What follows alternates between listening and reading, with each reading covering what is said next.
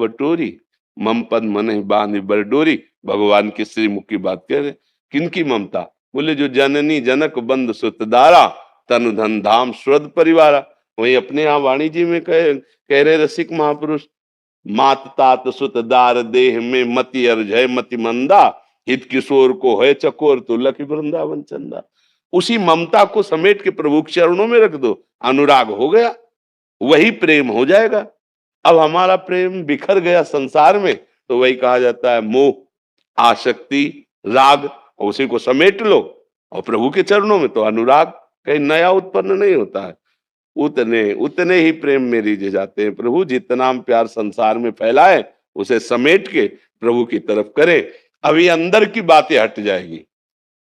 देखो बड़े बड़े भक्तजन जो कहते हैं ना कि कहा मैं कामी नीच पामर, ऐसे शब्द सुने जाते बड़े बड़े माँ, जैसे सूरदास जी कह रहे हैं, मौसम कौन कुटिल खल कामी, जिन मुँह को तन दियो ताको न भजन की वैसो नोन हरामी। अपने लिए कह रहे हैं। जैसे अगाध समुद्र है और सीप है, अब सीप में समुद्र कैसे समाये? ऐसे महापुरुष जन जब भगवान के प्रेम रस का अनुभव करते हैं तो उनको अपना स्वरूप क्या लगता है? सीप जैसा। और प्रभु कैसे? अगाध समुद्र। तब ये दैन्यता के भाव हैं प्रेम में। अपने लोग क्या करते हैं? इन दैन्यता के भावों को बोल करके विषय सेवन की गली साफ कर लेते हैं। भाई हम तो नीच है, पामर है, अधम है, भजन तो हमारा नहीं, ये तो बड़े बड़े संतों का काम। ऐसा नहीं, संत कोई अलग धातु के नहीं बने हुए हैं, अलग पैदा नहीं हुए हैं। जैसे आप पैदा हुए, जिस पांच भौतिक शरीर के आप है वैसे ही हुए।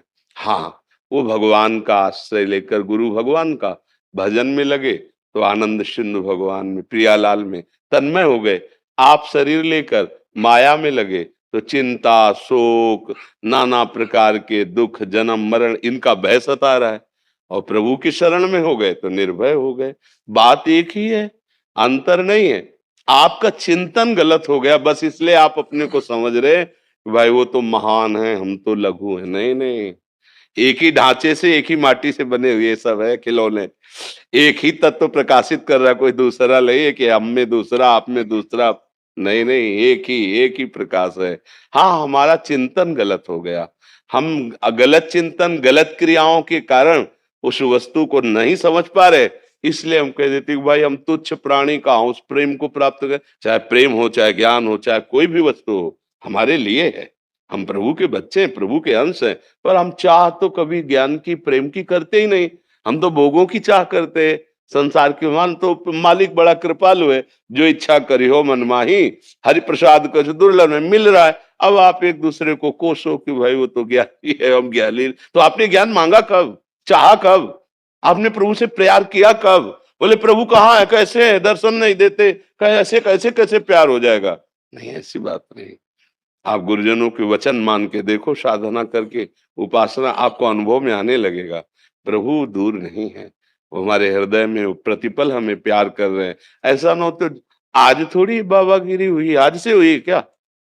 अरे जब से सृष्टि रची गई तब से ऋषि मुनि ब्रह्म, पहले सनक सनंदन सनातन सनत कुमार ही प्रकट हुए। सबसे पहले महात्मा ही प्रकट हुए हैं, सनक सनंदन सनातन सनत कुमार। और अनुभव तब से चला आ रहा है, तो झूठा थोड़ी है। मन को मारकर प्रभु में लगाना सबसे कठिन बात है। आपको मन आया चाट पा ले, चाट पा लिया। आपको मन आया भोग भोग ले, भोग लिया। आप क्या जानो मन की मार किसे कहते हैं? उनसे पूछो जिनका मन विषयों की तरफ आकर्षित हो रहा है और उसे दबाकर राधा राधा राधा राधा वो आग पैदा कर रहा है। उस आग में जो जल रहा है तभी वो चमक रहा है, तभी वो महान बना है। जो तपा नहीं, वो पानी रखने लायक मटकी नहीं होती, डालोगे थोड़ी फैल जाएगी। और जो आग में धर के जला के उसे पक्का कर दिया, अब चाहे जितना पानी भरो उसमें कुछ बिगड़ने वाला नहीं। तो ये जो तप है, काम क्रोध लोभ मोह मद मत्सर, इनको सहना, ये कार्य बाबा जी करते हैं। मन लाग्यो रे यार फकीरी जो सुख मिलिया राम भजन में, वो सुख नाही अमीरी में मन। अब संसार के लोग जो रुपए के पीछे घूम रहे, संसार के पीछे, माया के पीछे जब तक डोलोगे तो माया अंगूठा दिखाएगी, ले पकड़ में आएगी। और माधव के पीछे डोलोगे तो माया पीछे डोलेगी। पक्की बात है, क्योंकि वो माधव की ही है। माया के पीछे डोलने वाला कभी मायापति नहीं बन सकता। और माधव के चरणारविंद के पीछे डोलो तो माँ की तरह वो दुलार करती। माया भगवान की पतली है ना, भगवान को मायापति कहा गया ना, तो हमारे स्वामी प्रभु ये तो वो अम्मा की तरह दुलार कर रहे। देखो ये कपड़ा लत्ता ये सब माया ही तो है ना, वो दुलार कर रही ना, प्रभु के मार्ग में बढ़ा रही ना। और अभी इसके स्वामी बनना चाहो तो मायापति तो एक ही है, दूसरे तो हो नहीं सकते। फिर वो थप्पड़ लगाती है, गलत दृष्टि रखता है ले। तो यही थप्पड़ लगाना, काम क्रोध लोभ मोह मद मत्सर अन्य योनियों में फेंकना, दुर्गति होना, भय विषाद चिंता, ये है थप्पड़ माया का। और अभी प्रभु के आश्रित हो जाओ, सब सुख तुम्हारे चरणों में। लगो तो प्रभु के चरणों में लगो जी। दीपक शर्मा जी जयपुर से। श्री हरिवंश महाराज जी। महाराज जी, नियम से कर्म करना और भाव से कार्य करने में क्या अंतर है? नियम से कर्म करने वाले के ही हृदय में भाव जागृत होता है। भाव कोई बाजार में नहीं मिलता, कोई खेती में नहीं पैदा होता। जब हम नेम से कार्य करते हैं, शास्त्र नियम उसे कहते हैं शास्त्र प्रमाणित, अपनी बात नहीं कि हमारा ये नियम है। तस्मात् शास्त्रम प्रमाणम ते कार्या कार्यो व्यवस्थित हो, क्या कार्य है और क्या अकार्य है इसका प्रमाण शास्त्र से। संत गुरुजनों के द्वारा दिया हुआ नियम वही प्रेम प्रकट करता है। प्रेम भाव है, अगर भाव आ गया तो प्रभु मिल गए। भाव भगवत साक्षात्कार कराता है। देखो ना, दास्य भाव, सख्य भाव, ये भावित है ना। सहचरी भाव, गोपी भाव, वात्सल्य भाव, ये भावित है ना। मतलब भाव उपासना का फल है। पर हमारा नेम वो शास्त्र सम्मत होना चाहिए, गुरु प्रदत्त होना चाहिए। जो भी व्यवहार कर रहे हो वो शास्त्र सम्मत होना चाहिए। वो नेम भाव प्रकट कर देगा। फिर जब भाव आ जाता है तो नेम का अस्तित्व नहीं रहता, वो नेम भाव में समा जाता है। पर बिना नेम के भाव प्रकट भी नहीं होता, नहीं। तो जो भी नियम लो शास्त्र सम्मत, गुरुजनों से प्रेरित, और किसी भी स्थिति में उसे तोड़ा ना जाए, फिर वो भाव प्रकट कर दे। और जब भाव आ जाता है तो जैसे बाढ़ आ जाती है ना, फिर उसके लिए कोई कानून नहीं। बाढ़ के लिए कोई जो सरिता सावन जल उमगत सन्मुख सिंधु सिधार है। अब उसको कोई रोक नहीं सकता, वो हर बांध को तोड़ करके समुद्र से मिलने के लिए जा रही। नदी जब सावन में बाढ़ आती है तब वो कोई मर्यादा किसी की नहीं रखती, बांध की मेड़ की सब फोड़ के जा प्रीतम के मिलने के लिए भाग पड़ती समुद्र में जाने के लिए। ऐसे ही जब भाव प्रकट होता है तब सारे नेम पूर्ण हो गए, क्योंकि उनकी भाव तक ही, जैसे नाव की आवश्यकता नदी तक ही होती है, ऐसे नेम की आवश्यकता भाव तक होती है। अब भाव में आ गया, अब वो दूसरी दशा, अब उसके ऊपर नियम नहीं लगाया जा सकता। अब उसके ऊपर नियम की जांच नहीं की जा सकती कि इसका ये नियम है ऐसा करना चाहिए ऐसा। जैसे कर्माबाई को भाव की प्राप्ति हो गई, अब वो विचार कर रहे हैं कि लालजू को, जगन्नाथ जी को तो शयन करा दिया जाता है, रात्रि में भूखे रहते होंगे, सुबह तड़के भूख लगती होगी, तो 3 बजे कौन भोग लगाता होगा। तो 3 बजे हम बुलाते हैं भोग के लिए। उठी, सीधे खिचड़ी अमनिया की बनाई और बुलाया, आ गए ठाकुर जी गोद में बैठा पवा रहे। ये भाव है।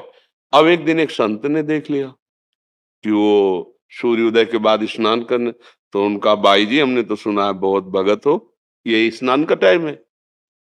तो उन्होंने अपने भाव की बात बता दी संत ने, और वो नियम वाले थे। तो उनका ये तो बहुत बड़ा अपराध कर रहे हैं आप, बिना शौच स्नान किए पवित्र हुए ठाकुर जी को भोग बना पवा, ये तो अपराध है, नियम में है अपराध, ऐसा नहीं कर सकते। अब वो भाव को प्राप्त हो उनको तो पता नहीं। अब दूसरे दिन स्नान आदि प्रक्रिया जो नियम है, अब वो इधर ठाकुर जी को बुलाया, एक कवल ऐसे पाप आए थे, वहां पर्दा जगन्नाथ जी का जो खुला तो वहां पहुंच गए, तो खिचड़ी लगी हुई थी मुख में। तो पार्षदों ने कहा जय जय भोग तो अभी पधराया नहीं। तब ठाकुर जी स्वयं बोले कि कर्माबाई से बोल दो जा करके कि ये नियम के चक्कर में ना पड़े, उनका जो भाव है वो मुझे प्यार है। नेम का फल भाव है। अब पीछे मत लौटो, आगे बढ़ो, तुम जैसे हमें पवाती हो वैसे ही पवाओ, हमें उस समय तुम्हारे स्नान की आवश्यकता नहीं, क्योंकि पवित्रता ही तो चाहिए ना, और भाव पवित्र हो गया तो सबसे बड़ी बात ये है। आप समझ पा रहे हैं? पहला स्टेप नियम, हाँ फिर सेकंड स्टेप। हाँ, और वो नियम बड़ी दृढ़ता पूर्वक, वो नियम ऐसा ना हो कि आज हमें अमुक जगह जाना है, आज तो नहीं हो पाएगा, ऐसा जो नियम है उसे प्राणपण से निभाना, फिर प्रेम प्रकट हो जाता है। श्री हरिवंश महाराज जी, महाराज जी श्री जी की अपार कृपा से 5 वर्ष से बरसाना वास हो रहा है। महाराज जी नाम जप का प्रयास है किंतु निरंतरता नहीं आ पा रही। महाराज जी कृपया मार्गदर्शन करें। हाँ, तो ये तो भाव आ ही गया होगा। आप प्रिया प्रीतम की उपासना के मार्ग में हैं, तिलकाचार्यों द्वारा प्रदत्त है। तो जब किसी को शिष्य बनाया जाता है तो उसको ये बताया जाता है कि आज से आप प्रिया प्रीतम के हैं, आज से आपका नया जीवन है। तो ये बात हमें सबसे पहले गुरु मंत्र की तरह स्वीकार करनी है कि आज से हम गुरु जी के वचनों के अनुसार प्रिया प्रीतम के हो गए। वो किसी साधना से नहीं, गुरु जी ने कहा है कि आप प्रिया प्रीतम के हो गए। अब इसमें हमने कोई साधना नहीं की, मानी बात। अब इस मान्यता को हम कभी नहीं मिटने देंगे, चाहे हम नरक में खड़े हों। हो सकता है हमारी हालत खराब हो जाए, पर ये बात हम कभी नहीं भूलेंगे कि हमारे प्रिया प्रीतम, गुरु जी ने कहा था आज से तुम प्रिया प्रीतम के हो, तुम्हारे पूरे जीवन का अधिकार श्यामा श्याम को। अगर हमारा भजन नहीं हो रहा और हमारी ये ठसक है तो भजन हो रहा है कि नहीं हो रहा? अखंड क्रियाएं नहीं हो सकती, समझना। बराबर 24 घंटे माला नहीं चला सकते, ये क्रिया है। अखंड स्मृति होती है, अखंड क्रिया नहीं होती। कोई कोई अखंड क्रिया होगी?